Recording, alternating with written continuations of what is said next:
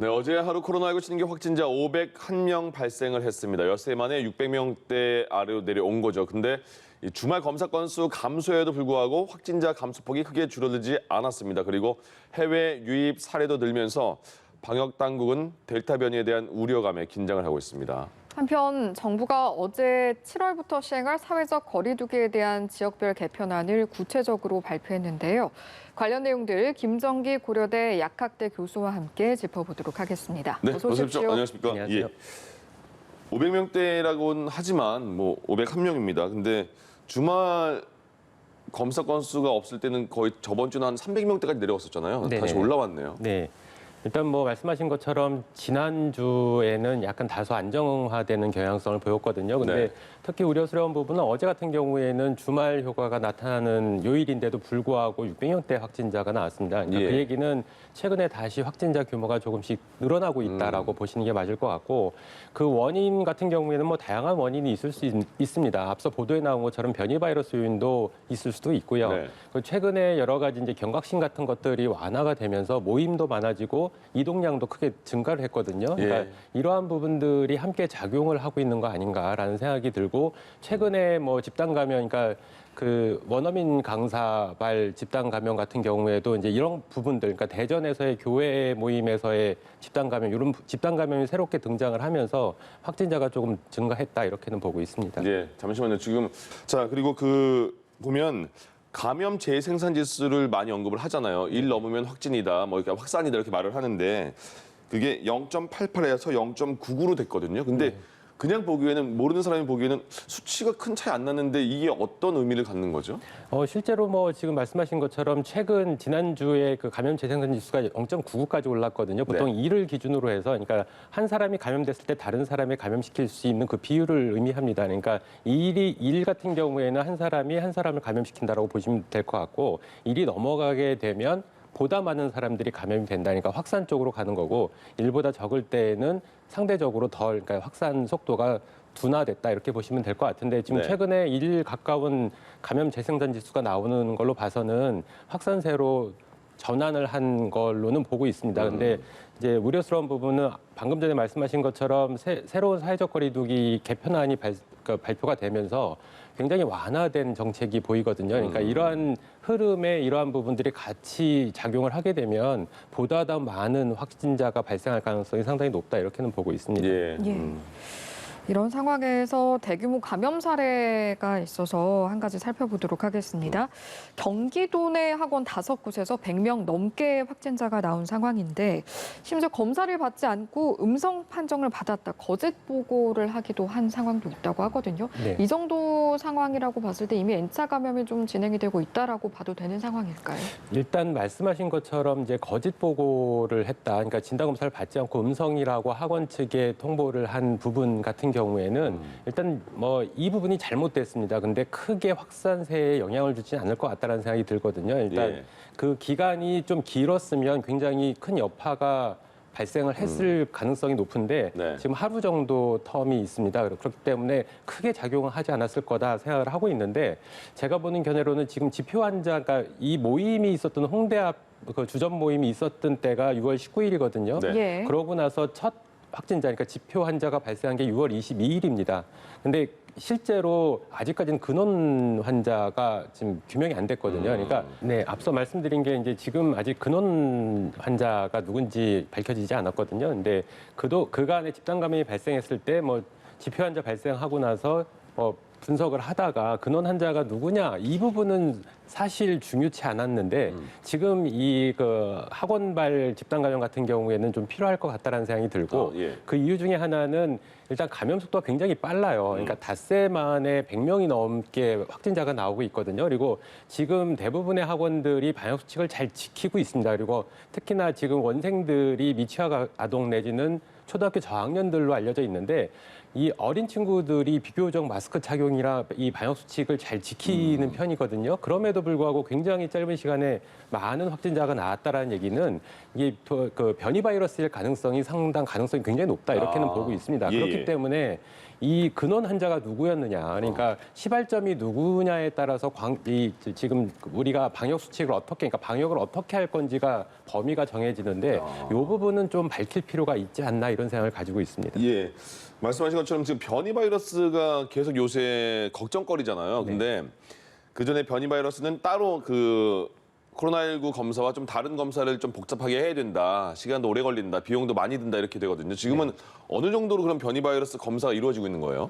기본적으로는 기본 방침은 전장유전체 검사가 맞습니다. 그리고 확진 판정을 할 때, 그러니까 확정을 할 때도 전장유전체 검사를 하고 있는데 예. 이제 얼마 전에 대구에서 변이 바이러스, 그러니까 알파 바이러스긴 합니다만 실제로 확산이 크게 되면서 그러니까 대구 쪽의 보건환경연구원에서는 이 전장유전체 검사 대신에 선별 검사를 진행을 하거든요. 그러니까 네. 같은 PCR 방법이긴 한데 전체 유전자를 분석하는 게 아니라 특정 지금 알파, 베타, 감마, 델타 이 주요 변이 바이러스에 대해서 특정 부위가 변이가 된 부위가 있거든요. 그러니까 네. 이 부분이 어떻게 변했는지를 보고 간별 진단을 하는 방법을 사용을 하고 있습니다. 그래서 예. 일부 지자체에서는 이와 같은 방법을 쓰고 있고요. 예. 확정 판정을 할 때에는 질병관리청에서 전장유전체 검사를 하는 걸로 이렇게 알고 있습니다. 아, 그러면 지금 말씀하신 것처럼 대구나 일반 지자체에서는 그 특정한 변이만 확인하는 유전자 검사를 한다는 거잖아요. 네네네. 예. 그러면 전장 유전자 검사를 하는 것보다 시간과 그럼 그 속도는 빠른 건가요, 더? 그럼요. 전장유전체 검사가 보통 한 일주일 정도 걸리게 되거든요. 예. 그러니까 그 검사를 해서 확인이 될 때까지 그 사이에 꽤 오랜 시간이 지나다 보니까 네. 확산이 되는 경향성도 분명히 그러니까 있습니다. 결과 나오기 전에 확산하고 막 이런 상황이잖아요, 지금. 네. 예. 그러니까 요거를 차단하기 위해서 지금 말씀드린 선별 검사 같은 경우에는 그러니까 우리 리얼타임 PCR이라고 그래서 딱 그 상황만 판단을 하는 겁니다. 그래서 네. 보통 2시간 안쪽에 결과가 나오게 되거든요.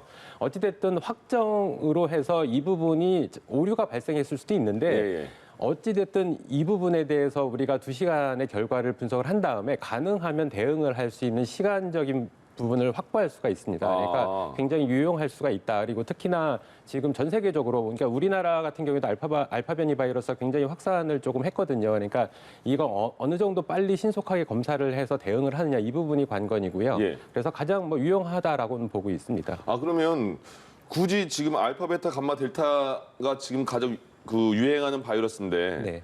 굳이 전장을 고집할 필요는 없는 것 같네요. 굳이 필요는 없습니다. 그러니까 예. 확정을 하기 위해서는 필요할 수도 있는데 네. 일단은 뭐 우리가 어느 정도의 오류의 범위는 있습니다만 그걸 가지고 빨리 대응하는 게 더 맞다. 그러니까 시간을 확정을 하기보다는 빨리 대응을 하는 게 맞고요. 예. 그리고 우리나라 같은 경우에 지금 확진자 중에 한 15% 정도에 대해서 변이 바이러스 검사를 진행을 하고 있거든요. 네. 물론 WHO에서 권고하는 수준은 5에서 10%보다는 훨씬 높습니다. 그러니까 많이 진행은 하고 있습니다만 나머지 85% 정도에 대해서는 확인을 못 하고 있기 때문에 네. 가능한 한 빨리 검사를 그러니까 오류가 비록 있더라도 이 부분은 우리가 확진자를 선별하기 위한 거하고는 또 다른 차원이거든요. 네. 그러니까 오류가 일정 부분 있더라도 빨리 결과를 확인해서 대응을 하는 게 더 맞지 않나 이런 생각을 가지고 있습니다. 예, 예. 네. 변이 바이러스와 관련해서 해외 유입 사례도 좀 짚어봐야겠는데 인도네시아에서 유입된 확진자가 굉장히 많은데 지금 보니까 인도네시아가 아직 고위험 국가에 포함이 돼 있지 않더라고요. 이런 부분은 좀 어떻게 바라보세요? 일단 고위험 국가, 그러니까 지금 현재 코로나19 위험 국가는 전 세계로 범위가 다 넓혀져 있습니다. 그러니까 모든 국가가 다 위험 국가라고 지금 판단을 하고 있는 거고요. 특히 인도네시아 같은 경우에는 그러니까 최근에 우리가 인도 목적의 어떤 그 해외 입국자, 그러니까 백신 접종 완료자에 대해서 자가격리 면제가 7월 달부터 시행이 되거든요. 그러니까 모든 사람이 다 포함되는 건 아니고 인도 목적이나 사업 목적 또는 특정한 목적으로 방문하는 사람들에 대해서 이제 범위가 정해지게 되는데 13개 국가는 변이 바이러스 유행이 심각한 국가에 대해서는 이 부분에서 제외가 되어 있습니다. 근데 인도네시아가 여기 제외 대상이 아니거든요. 그러니까 자가격리 면제 국에 포함되어 있는 상황이다 보니까 예. 최근에 인도네시아 같은 경우에 확진자가 크게 증가를 하고 있습니다. 그러니까 지난 1월 말 1월 30일 기준 한 15,000명 정도 신규 확진자가 나오다가 그 뒤에 한 5,000명 안팎으로 감소를 했거든요. 근데 6월 달부터 급격하게 증가를 하면서 지금 2만 명이 넘어서는 상황이고 이러한 원인 중에 하나는 물론 최근 있었던 그 뭐 명절 부분도 있지만 이 변이 바이러스 요인이 아닐까, 특히 델타 변이 요인이 아닐까라고 생각을 하고 있습니다. 그래서 이러한 부분이 인도네시아 특히 최근에 신규 확진자 중에 해외 입국자 중에 가장 큰 비율을 차지하고 있기 때문에 좀 더 집중적으로 관리할 필요가 있다 이렇게는 보고 있습니다. 그럼 이 부분은 어떻게 보시는지 궁금한데요. 7월 1일부터 이제 거리두기 완화 조치와 함께 해외에서 입국하는 백신 접종자들 자가격리 면제 조치가 시행이 되잖아요. 이 부분은 좀 어떻게 바라보십니까? 그러니까 앞서 말씀드린 것처럼 모든 해외 입국자가 다 포함되는 건 아닙니다. 그러니까 특정 목적. 근데 여기에 또 확장된 범위가 그러니까 배우자나 본인의 직계 가족을 방문할 경우에도 포함되거든요. 그러니까 이러한 부분이 물론 비율적으로는 굉장히 적은 수일 수는 있으나 이 부분에 그러니까 변이 바이러스 감염자, 특히 델타 변이 바이러스 감염자가 무증상 상황에서 입국을 하게 되고 자가격리 면제가 된다라고 하면 이 부분 때문에 심각한 변수로 작용하면서 크게 확산할 가능성이 충분히 있습니다. 그래서 이 부분은 굉장히 조심스럽게 접근하는 게 맞고 특별한 예외적인 상황을 제외하고는 가급적 보수적으로 접근을 하는 게 맞다. 그러니까 재검토할 필요는 있다라고 판단을 하고 있습니다. 그러니까 그런 거죠. 그러니까 외국에서 놀러 오는 사람들은 면제 아니다. 네네. 자가격리. 그죠? 그런 네네. 사람들은 당연히 자가격리 조치를 받는 거고요. 네네. 특정 그 일단 어느 목적에 따라서 다르다 이런 말씀이신데 지금 그 확진자가 확 늘진 않습니다. 근데 줄었나 싶었는데 줄고 있는 것 같지도 않아요. 네네. 근데 7월 1일부터 거리두기 체제는 바뀝니다. 좀 완화됐어요. 네. 어떻게 보세요? 그 지금 이 시기에 거리두기 약간의 완화 조치가 괜찮다고 보십니까? 약간 완화된 정도가 아니라 많이 많이 완화됐다라고 완화되는 저는 건가요? 개인적으로 판단을 하고 네. 거의 일상으로 돌아가는 수준이다라고 보고 있거든요. 예. 그러니까 우리가 단순하게 그 마스크 착용이나 뭐 일정 부분의 그 방역 수칙 정도만 우리가 이제 권고 내지는 의무화 조치가 되어 있지 네. 거의 예전 코로나19 이전 상황하고 동일하게 일상으로 돌아갔다라고 보시면 될 것 같고 예. 이러한 조치가 글쎄요, 지금 시점에서 확진자가 여전히 상당히 높은 수준이거든요. 네. 물론 현재 단계의 사회적 거리두기 2.5 단계에 해당됩니다. 그러니까 상당히 위험도가 높은 상황인데 예. 갑자기 오랜 동안 700명, 그러니까 평일 기준으로 이렇게 보이던 게 다소 줄었다가 다시 600명대로 또 늘어났거든요. 네. 그러니까 굉장히 위험성이 높다라고 판단을 하고 있고 여전히 해외에서 또 우리나라에서도 일정 부분 변이 바이러스 요인이 있기 때문에 지금 단계에서 이렇게 급격하게 완화하는 것은 맞지 않다라고 보고 있습니다. 네. 우리나라 계속 이제 백신 접종, 그러니까 수급 상황만 제대로 된다고 그러면 조만간에 그렇게 멀지 않은 시점에 백신 접종자가 굉장히 많이 비율이 높아질 거거든요. 그러니까 조금만 한두 달, 두세 달만 조금 더 기다려도 되는 방역 수칙 부분을 예. 이렇게 성급하게 완화하는 거는 맞지 않지 않나 이런 생각을 가지고 있습니다. 9월 정도는 괜찮다고 보세요? 근데 그 당시 어느 정도 그러니까 우리가 그 백신 접종자 비율이 한 50% 정도를 넘어서게 되면 일정 비율로 방역 수칙을 완화시켜도 됩니다. 당연히 그때도 실내 마스크 착용은 지켜야 되는 기본이고요. 부분이고요. 예.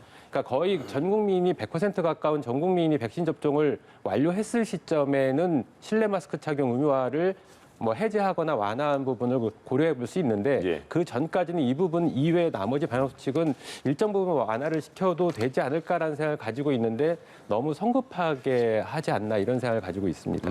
예, 실내 마스크 착용 이야기는 해주셨고 이제 실외 마스크 착용 같은 경우에는 7월부터는 백신 접종을 1차만 마쳤더라도 착용하지 않아도 되잖아요. 물론 네. 1차 접종을 하고 2주 뒤 또는 사람들이 많은 경우에 이런 예외 사항은 있습니다만 이런 정책에 대해서 좀 어떻게 생각하십니까? 근데 이 부분은 한 가지 또 오해하고 있는 부분이 있는데 지금도 실외에서 마스크 착용이 의무화는 아닙니다. 권고 사항이고요. 아, 그러네요. 예, 그렇기 때문에 이 부분은 어떻게 보면 인센티브 안에 포함되면서 마치 지금까지 우리가 실외에서 반드시 마스크를 착용하는 것처럼 느껴왔는데 그렇지 않습니다. 그러니까 거리두기만 되면 실외에서 마스크를 벗어도 괜찮거든요. 예. 그러니까 이 부분은 달라진 거는 없습니다. 아, 그러니까 사람들이 많이 없는 네. 공원이나 그런 데서는 거리두기가 충분히 뭐 10m 넘게 떨어져 있으니까 그때는 마스크 벗어도 되는 거였잖아요. 네네네. 근데 왠지 모르게 벗으면 뭐 피해 주는 것 같고 눈치 보이고 그래서 쓰고 다녔는데 이거는 그렇기 인센티브가 아니군요. 지금도 인센티브 안에 포함되어 있는 것 중에 거리두기가 안 되면 마스크를 착용하게 돼 있습니다. 백신 접종자도. 그러니까 달라진 건 하나도 없다라고 보시면 될 것 같고 예. 일단 상황에 맞게 우리가 마스크 착용 같은 거를 해야 되는데 어떻게 지나다니다 보면은 실내에서 혼자 운전하시고 계신 분이 마스크를 착용하시는 분도 덜어 보거든요. 맞아요. 그러니까 이런 부분은 불필요하다 이렇게 예. 보시면 될 것 같습니다. 그러네요. 생각하지 못했던 부분이었습니다. 7월 말 정도가 돼야지 상반기에 접종 못한 분들, 50대 분들, 이 7월 말 정도에 예방이 다시 시작한다고 하잖아요, 접종이요. 네네. 그러면 지금부터 7월 말 한 달 정도가 남았는데 그때까지는 백신 접종에 대한 약간의 공백 상태입니까? 어떤 거예요, 지금? 일단 7월 기간에는 그동안 상반기에 접종을 받았어야 되는데 수급 상황이 다소 안 좋은 부분이 있었거든요. 네. 그래서 그 당시에 접종 받지 못했던 분들 위주로 접종이 이루어지고요. 그리고 고3 그리고 유치원 초중고등학교 교사 위주로 해서 2학기 전면 등교 계약을 준비하는 차원에서 접종이 이루어진다라고 보시면 될 것 같고 예. 어찌됐든 지금 상황에서는 그 다수의 백신이 수급되고 있는 상황은 아니라고 보시면 될 것 같고 그 시점이 보통 50대가 접종이 이루어질 7월 말, 7월 26일 정도부터 접종이 이루어질 걸로 예상을 하고 있거든요. 네. 그때부터 다시 본격적으로 백신 접종이 이루어진다 이렇게 보시면 될 것 같습니다. 그러니까 백신에 대한 부작용을 걱정하는 분들은 아직도 많이 계시는 것 같아요. 7월 19일부터 고등학교 3학년 학생들 화이자 백신을 접종을 하는데 근데 미국 FDA가 화이자 모더나 백신 접종 후에 심근염이 발생할 수 있다는 경고문을 써라 이렇게 말했대요. 네네. 어떤 내용인 거죠?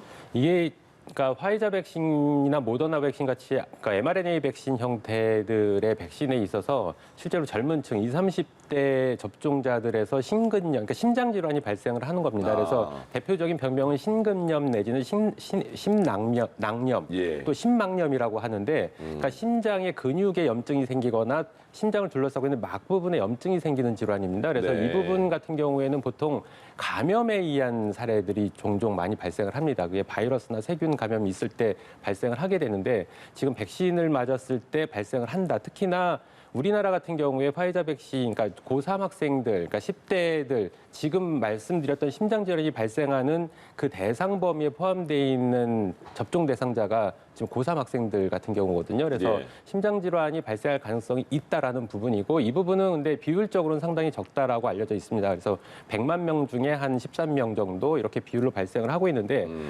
비율은 낮더라도 어찌됐든 이런 이상 반응이 발생을 하면 당사자한테는 굉장히 심각한 문제가 발생을 하는 거거든요. 근데 지금같이 이제 조기에 발견을 해서 치료를 하게 되면 경미하거나 예후가 상당히 좋다라고는 알려져 있습니다만 한 가지 좀 우려스러운 부분은 일선 병원들에서 백신 접종을 맞고 나서 방문을 했을 때 분명히 백신과의 인과관계에 본인은 있다라고 생각을 하는데 의료진이 그렇지 않은 걸로 생각을 해서 진단부터 시작을 하게 됩니다. 그러니까 이러한 부분들은 질병관리청 자체 내에서 이런 상황에서는 일단 백신 접종을 우선적으로 이상 반응 우선적으로 고려해서 진단을 하라라고 진료를 하라라고 어떤 지침이 있어야 되는 거 아닌가 이런 생각을 가지고 있거든요. 그래서 예. 이러한 부분은 향후에 백신 수용성하고도 상당히 관련성이 있기 때문에 예. 다시 한번 보건당국에서 이런 지침 마련은 필요하다. 일선 그러니까 의료진, 주치의들 같은 경우에는 권한이 없다 보니까 굉장히 보수적으로 접근하니까 융통성이 없이 보수적으로 접근하는 사례들이 종종 있기 때문에 예. 이런 관련 지침은 좀 마련할 필요가 있다라고 생각을 하고 있습니다. 예. 중요한 지적이십니다. 예. 알겠습니다.